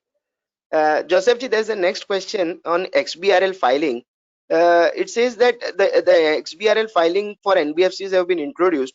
Is there any specific reason for not issuing any guidance or notification in public domain? Neither the master circular on return is updated to capture XBRL return. So how do people at large or professionals get to know the details of So this? it is work in progress. I think we have still not. Yeah. So this it's a valid question. I appreciate. I know there has been a delay in coming out with the guidance, but it is still under work in progress. It is not we are still doing a lot of testing, and we are still trying to improve the XBRL returns. I understand from many companies do speak to me on the challenges of not being able to upload it on time, the technical errors, and trying to reach out to RBI, trying to reach out to the XBRL team and all. It is work in progress. Very shortly, the master direction will. I mean, there is no intention or anything that we want to play with you all or anything like that. It is going to be issued very soon. Okay. So In as fact, of now, if you recall, when the Ind AS was implemented also, almost for a year, only on 13th of March 2020, when the accounting year was going to be closed, we came out with the guidelines. Almost for 11 months, there were uncertainty. People had resigned to the fate, and they were trying to do their own things in the implementation of Ind AS. No, because they couldn't wait, because on the day one itself they had to implement it. But over a period of time, we also took some time. We had to understand. See, please appreciate that we are not in the market. We are away from you. So we take time to understand. We speak to a lot of people, and then I mean, once we put it as a direction, which means it is like a verdict, sir. So we'll have to understand and then come out. So it's a process. It's coming. There is no hidden intention or anything not to issue or anything like that. so as of now, can it be taken as an assurance that there are no adverse opinion that would be built in case the XBRL is delayed, XBRL filings are delayed due to technical problems? No, I'm not understanding the perspective. Is there any problem? Is there any problem in the present set of XBRL filing? I mean, No, from where is your question coming? What is your intention of asking this question? Do you have apprehensions? what is happening is, in absence of master circular or directions, Okay. The officials of the NBFCs or the consultants, they are unable to guide their clients how do they do that uploading, and that is creating a lot of problem both for the consultant as well as the management of NBFC.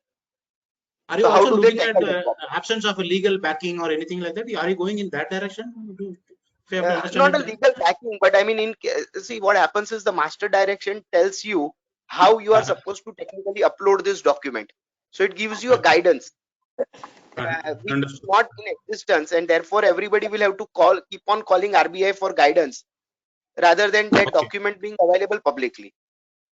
No, I definitely take your concern, and I will pass it on to my XBRL team. He's my batchmate and colleague. I will speak to him, and I will register your concerns to him. Definitely, be rest assured, master direction will come. Sir, We are Okay. working on it. in this regard, sir, in In this fact, regard, we have.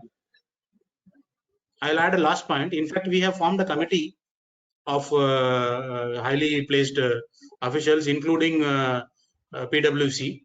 And this committee is extensively working on finalization of the last final touches on the XBRL things. Once the committee's approval or the committee submits its report, this will be streamlined. The master direction and any modifications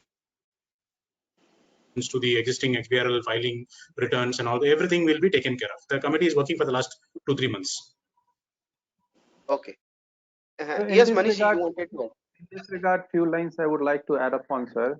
Though dedicated teams are there, they are taking care of the queries, complaints, whatever the NBFC come across, and they are trying to fix the problem as soon as possible.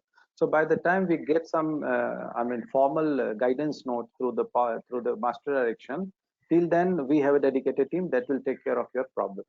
Because I also come across from my NBFC that they are facing some problems, or I am in between. So I know that the responses are given in a very fast and prompt. So please bear with Oh. us for some time. Okay, yeah. Thanks for the clarification. Okay, the next question is whether norms of classification of NPA recognition of interest income, etc., are applicable to small companies having net worth of 3 crores and below. Bhavesh bhai, I think this is what your concern was. The question has come up for you. Yeah, but I don't think it is applicable. So the question, it is applicable. There is no restriction that if you are small or big. Whatever prudential Correct. guidelines are applicable, is applicable. Exactly. Yes. Irrespective of And the what is size the of the benchmark of 3 crores? From where it is I coming? don't know. Yes, yes. From where 3 crores has come. Is there I is can there any understand it is a 2 crores. is there any parallel regulation which is also there and existing? No, that, sir, person would have asked the question, he would have come here 3 crores, sir. Mm. Okay, next, can you wind up in 5 minutes? Yeah, Sir, okay. Last two questions. I One believe. company's COR has been rejected. It says that due to directors not having banking experience, and after some time they have appointed the director with the banking experience. So, what is the recourse? Can they now apply for COR, or they will have to they are required to go for appeal? No appeal. They can apply again. Correct. Okay. There's no need for Okay. appeal. I mean, we have not. Appeal is a legal process, right? Why do you want to go Right. for a legal process? Correct. Even see, in many cases, what happens is, I mean, I'm telling you our practical scenario. When I get an application, and I understand there are some 55 documents which are required to be submitted.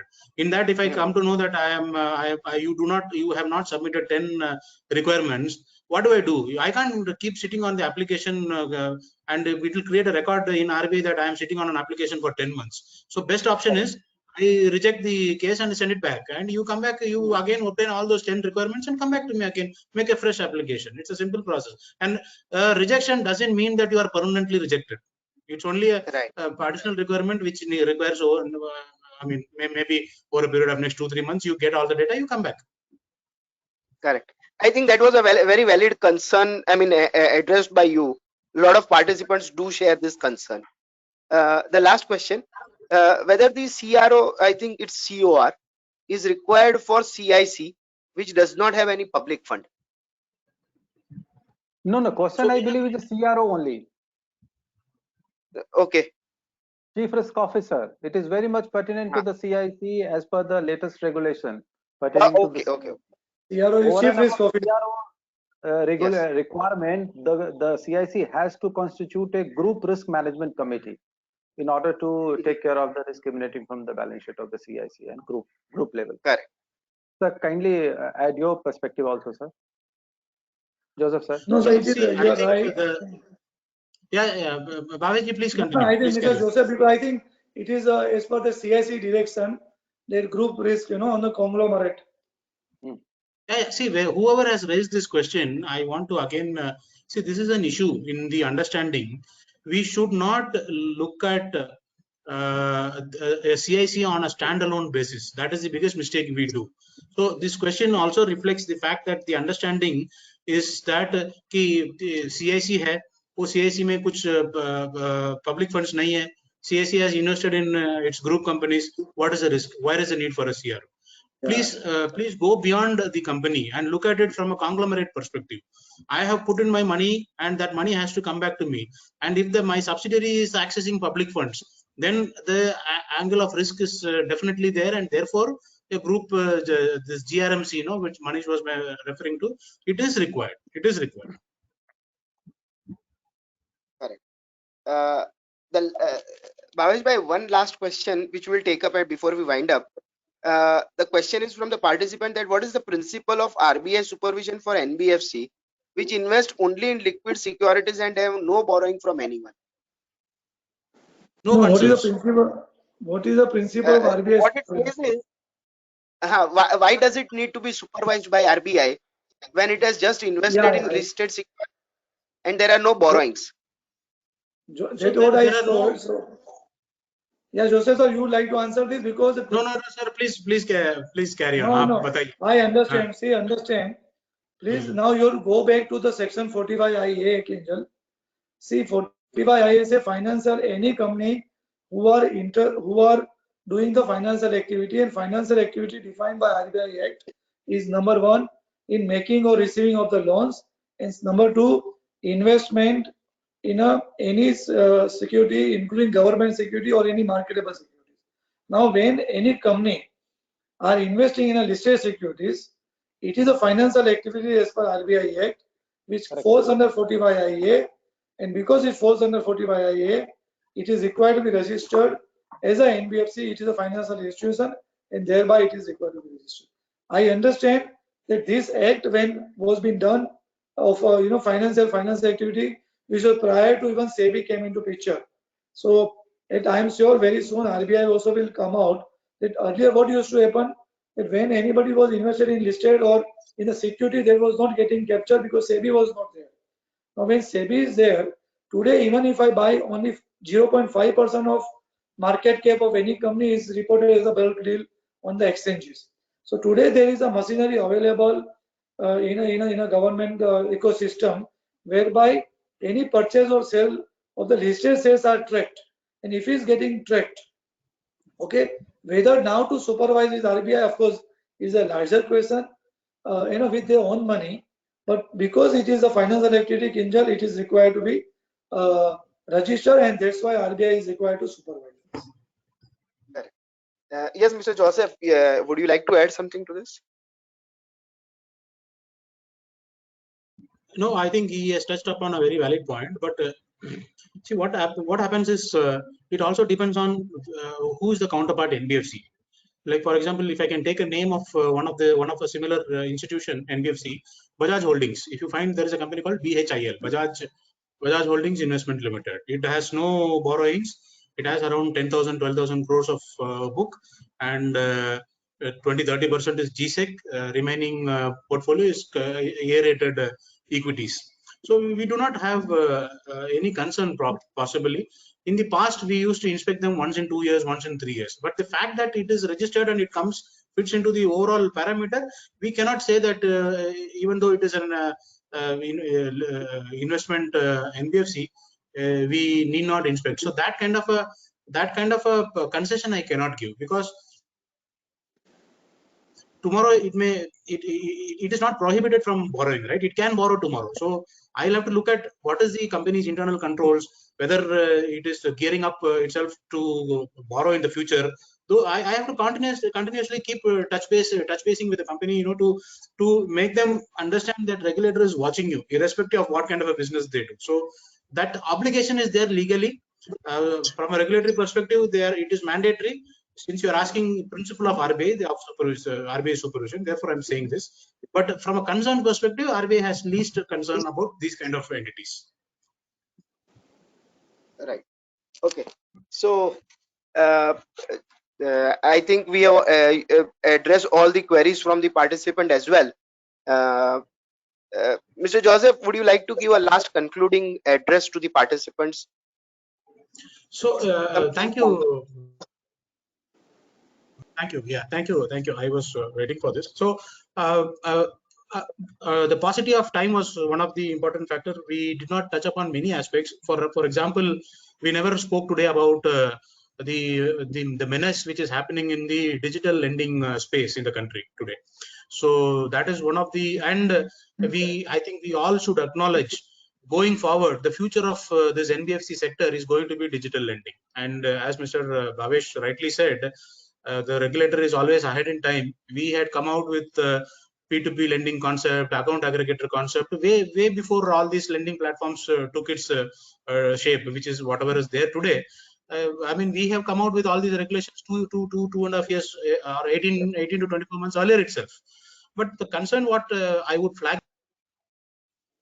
here, since you're all auditors here, we would appreciate if you look at today every NBFC especially post COVID, every NBFC is looking to tap this particular space, sitting at the convenience of the office, sitting at the convenience of home, whether they can grow their book. So what is happening is they are going to some good digital lending supporters also, and they are also in the process, get tangled with some unhealthy platforms. So there are certain I mean, I also understand the fact that today there is no regulatory principles around this particular aspect, but yeah, we are also seriously working on, I think 2 working group is working on it, and we will be coming out with certain guidelines. But applying our common sense and applying principle of natural justice and all these kind of, the existing fair practice code guidelines and all those things, we should, as an auditor also, we should have some responsibility in looking at and telling the NBFCs that, look, you should have a very proper outsourcing arrangement with a digital lending platform guy, and if you are using so and so, you will have to put their names in your website. You should ensure that they also put the name of the NBFC on behalf of which they are acting upon. That should be there in there. So these kind of, tighter self-imposed principles, if it is brought in, I'm sure we can to a large extent we can tackle the menace which is being created. If you look at what are the Hyderabad incidents or whatever is happening in the market today, these are happening due to some unscrupulous digital lending platforms. They are not even registered. Technically, if you look at RBI, do not even have the obligation to address these issues, because they are all not even registered with us. But we have a moral responsibility, because public at large will always expect that the Reserve Bank is the ultimate authority, and Reserve Bank will I cannot go and tell the public that this digital lending platform is not registered with us, and therefore it is your mistake and you got yourself trapped into it, and therefore you don't come to us. That kind of a behavior I cannot show. When I say I means I'm including you also. So we have that moral responsibility, and that is one area which is a concern area for the future. And all of you, as a part of your routine activity, looking at NBFC should also be looking at this particular space. That is one point which we missed out, and therefore I wanted to touch upon. Without taking much more time of yours, I think I will end here. And I think let us consider that this as a beginning, and this is not the last. This is not the end of this. We will have. I look forward for more similar sessions in the future. Absolutely, absolutely. Bhavesh, any concluding remarks you would like to give? No. Joseph sir, Yes, I would Manish, like I'm coming. to Yeah, few Manish. lines. Manish. Yeah, yes, please. Few lines, sir. While you were addressing, sir, the last remarks, sir, something came in my mind, sir, so I thought I should share with you. Since there has been a rollout of this discussion paper by Reserve Bank of India in order to bring the tighter regulation for the NBFC, those who are posing challenges to the ecosystem and financial sector, and also posing challenge to the auditor fraternity. So what I am trying to say, they will have some policy, they will have some response to the discussion paper. They would have the management response to the discussion paper. They'll try to maneuver their business strategy, risk framework, and the balance sheet and P&L so as to avoid the tight regulation, and they to still enjoy the regulatory circumvention or supervisory circumvention, sir. So the auditor I would urge upon auditor fraternity to have a better hawk-eye over the maneuver the NBFC may resort to post this discussion paper bring into knowledge in order to avoid the tight regulatory regime. So this is a kind of indication I'm throwing to the auditor. They may have some different eyes in this change of policy RBI bringing in. Thank you so much. Thank you, Manish. Yes, Bhavesh bhai. No, so I think I have covered in my speech only. So it's a well organized, and I think Mr. Joseph and Manish ji also were very candid, and talking very openly and really guiding us. I think as all of us will, it is our duty casted onto us that we don't only do the audit, but we build the honest and correct nation. I think that is our duty. So we all will have to now understand how do we, really bring the honest corporate environment. And the more honesty we show, there will be less regulation. That was I was telling. The honesty is getting ditched somewhere, the new regulations comes. Again, honesty getting ditched, new regulations comes. And this, over a period, if you see last 10 years, the regulation in 2010 and regulation today, you will find almost 500 times change. What is the reason? because lots of new innovative things are coming. So one thing is utmost honesty has to be bring in the entire operation what we are doing. Secondly, important thing is auditors many times are not having a wherewithal to understand the complexity, of derivatives or hedge products or many financial products. So I think we also will have to think whether the work of external expert to be used and which can be put as a part of auditor report also. Because today you are expecting auditor to do the audit and the company can have a digital, way of, there is some software. Now, auditor has no wherewithal to go in that digital land and find out what is going wrong. So then the work of the technology expert or ERP experts or some digital guy or second maybe a derivative product or a financial instrument or a complex web products now or a valuation of derivative products. Now these are something where auditors are not expected to really know the finer aspects of such things where we or anybody can just pick a point and then just on a cursory glance they say this is correct or this is not correct and whereby I think we have to build up something where on such a complex or a critical things there is a system of building something, external certificate as a part to make it the audit reliable. Because the auditor always feels that my audit is reliable. And only if the problem comes, then everybody comes to know, no, there was a problem, it was not reliable. So it is unintentional or, not knowing the products. So the more and more we go to a digital lending system where you require the entire gamut of IT audit and ERP audit knowledge, number one. Number two, a derivative or hedge product. Very soon you'll find international hedging. Very soon you'll find a gift city at Gandhinagar. We'll throw some more avenues. With all this, who has the knowledge, how to value that, how to capture that, and how it has been put in the accounting. I think there is some conglomerate of honesty, skill, wisdom, all thing will bring the result. Except auditor, otherwise, will you find the auditor will slowly, the good auditors, because they are not able to do justice, they will keep away from the audits. And then, audit has been done by somebody who has not understood. So I think we also will have to see, all of us, that how we do justice to this changing environment. Thank you, Kinjal. Thank you, Bhavesh bhai. Uh, Friends, now the on a very happy moment to propose a well-deserved vote of thanks to all the three speakers, Mr. Joseph, Mr. Manish Kumar, and Shri Bhavesh Bhai Vora. Uh, Mr. Joseph dealt with all the nuances and intricacies of the upcoming regulations, the intricacies relating to how the regulators want or the expectations from the auditors and the professionals or the NBFC management.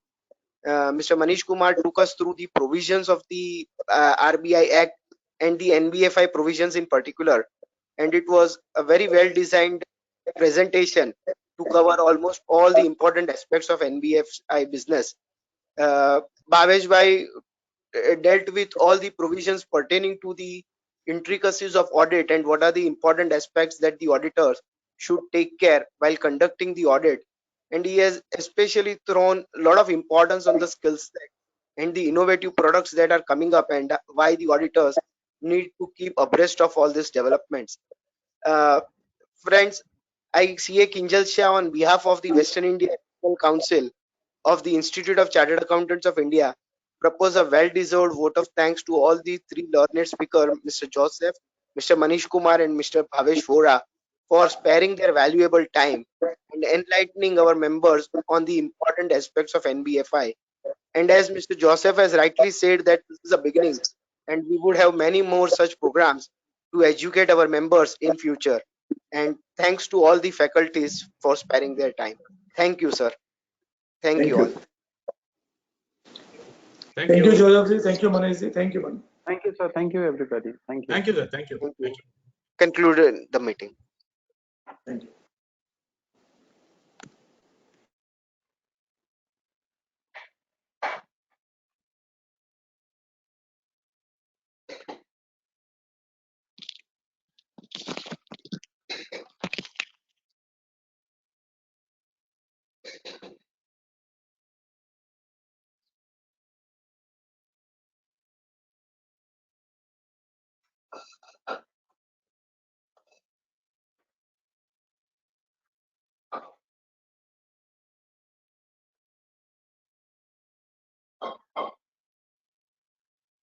Hello Kinjal sir.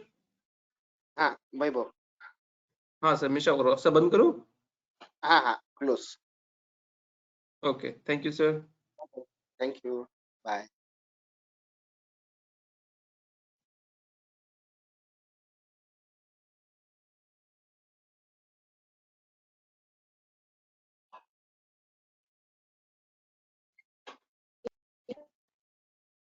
कितना time लगे?